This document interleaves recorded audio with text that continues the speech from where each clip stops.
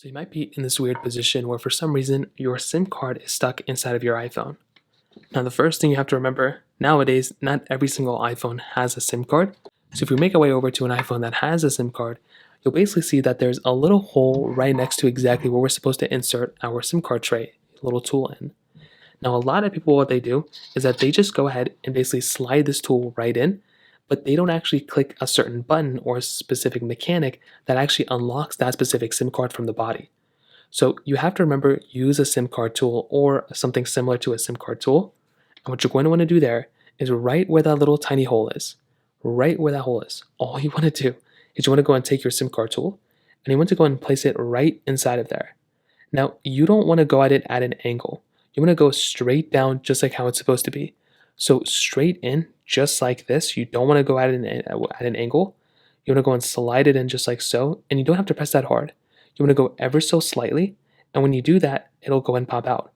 Now, if for some reason this SIM card tray, let's say it is completely stuck in there, like it's not coming out no matter what you do, what you're going to want to do is you want to go ahead and either grab some sort of napkin, a microfiber cloth or something, and you want to clean out the side of this specific iPhone.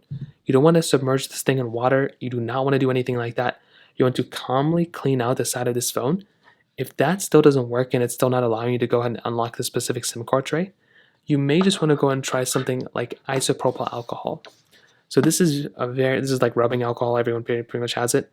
You want to put a little bit of this on a napkin, and what you're going to want to do then, just like how I said before, you want to go and wipe the side of this thing as gently as you can with that isopropyl alcohol on a napkin, very small amount, and then you want to try the exact same thing again. So go back in there, go ahead and put the SIM card tray just like here, go ahead and lock the SIM card tray out, and that's another thing that may end up working for you. So that pretty much covers it up. If you have any other thoughts or questions, let me know in the comment section below.